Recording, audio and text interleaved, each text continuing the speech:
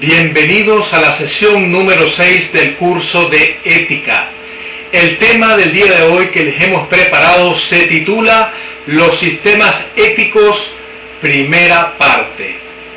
Pero antes de abordar los sistemas éticos, primera parte, vamos a estudiar lo que es el método en la ética.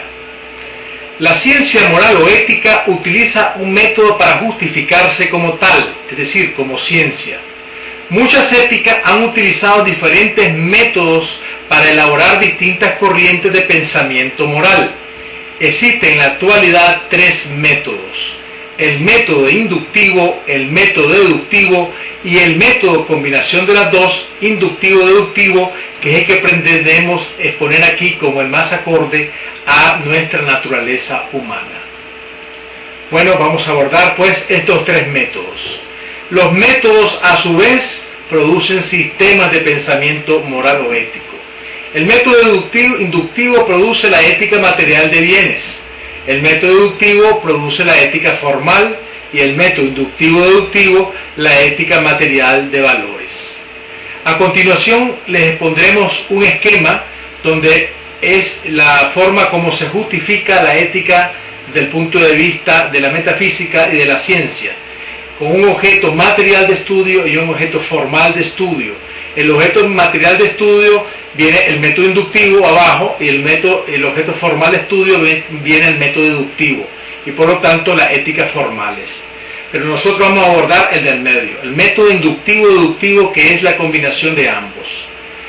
Ahora bien, ¿qué es el método inductivo-deductivo? En primer lugar, estudia el deductivo, lo que es el ser humano, el conocimiento de lo que somos cada uno individual y colectivamente.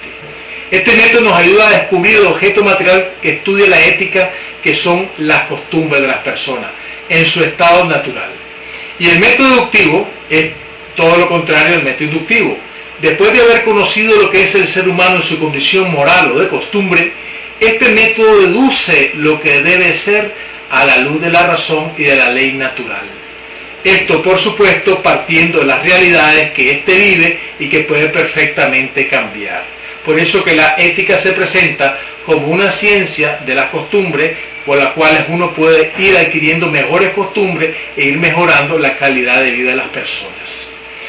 ¿Qué son pues los sistemas éticos? Los sistemas éticos son el producto de los diferentes métodos que se aplican al estudio de la moral, ya sea para justificarla o para cambiarla. O sea, por ejemplo, el método deductivo tiene un sistema, el método inductivo otro, y la combinación de los dos tiene otro sistema de pensamiento. Ejemplo número 1. Cuando se utiliza con exclusividad el método inductivo, el sistema se elabora, tiende a justificar o legitimizar todas las costumbres de las personas y de los pueblos por el mero hecho de que éstas existen. Es decir, nosotros hablamos de cierta costumbre, por el mero hecho que existen, ya se justifican. Ejemplo clásico: el biologismo, el vitalismo, el hedonismo.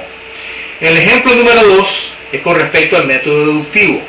Cuando en cambio se utiliza este método deductivo, los filósofos moralistas como Kant creen que el ser humano debe adaptarse a un mundo ideal creado a la sola luz de la razón, sin tener en cuenta, fíjese bien, la naturaleza sensible y variable del ser humano. Creamos como una entelequia, como una cosa ideal, utópica. Es el llamado legalismo, que pretende subsumir a todo el ser humano en una idea creada solo por la razón, y lo que llama Kant el imperativo categórico. El ejemplo número 3. El sistema ético que utiliza ambos métodos, a saber, el inductivo y el deductivo, lo que hace simplemente es, en primer lugar, analizar la realidad que vive el hombre y posteriormente proponerle el ideal ético que le prometerá el cambio tan deseado para mejorar su calidad de vida. Este milagro se logra por un mágico binomio, que lo hemos llamado así: lo que es y lo que debe ser. O sea, lo que es el hombre y lo que debe ser. Si tenemos la costumbre de mentir, por ejemplo, el ideal ético para nuestra vida deberá ser decir siempre la verdad. Es decir, hay que tener un conocimiento de uno mismo para después proponer el proyecto ideal ético y por lo tanto ponerse a trabajar sobre el mismo. Pues bien, las tres éticas, que dicho sea de paso, vamos ahora solo a la primera, es la de Immanuel Kant, la ética formal. La segunda es la ética material de bienes. Y la tercera, la ética material de valores de Scherer. Estas dos últimas éticas las vamos a abordar en la sesión número 7. Vamos pues a abordar la ética formal de Immanuel Kant. El filósofo alemán Immanuel Kant basó toda su ética en el cumplimiento del deber o la norma. Consideró que lo mejor que existe en una persona no son sus actuaciones, sino su buena voluntad.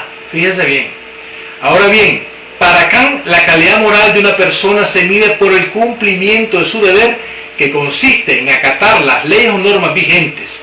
Esto también, por supuesto, exige hacerlo en un marco de buena voluntad. Estamos hablando, por supuesto, de una ética formalista y subjetivista.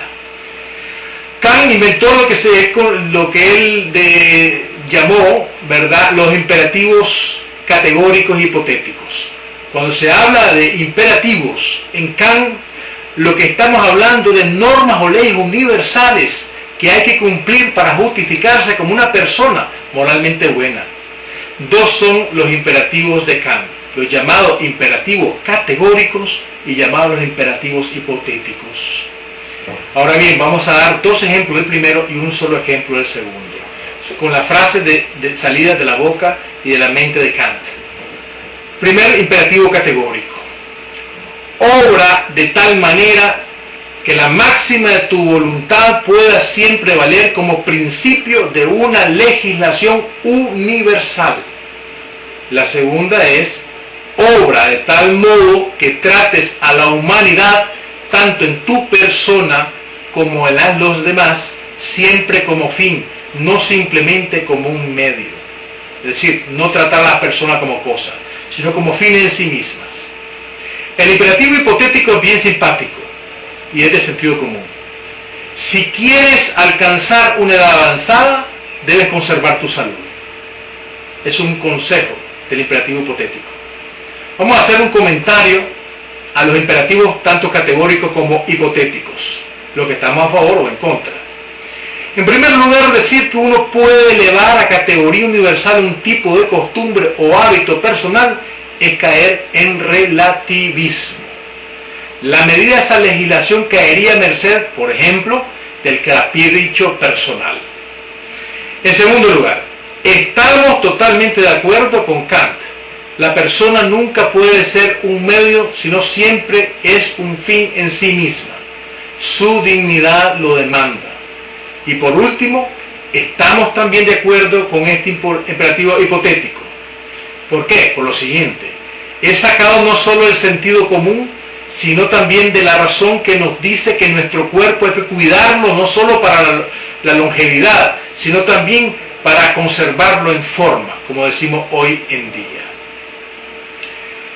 Hasta aquí pues terminamos la sesión número 6. Muchas gracias.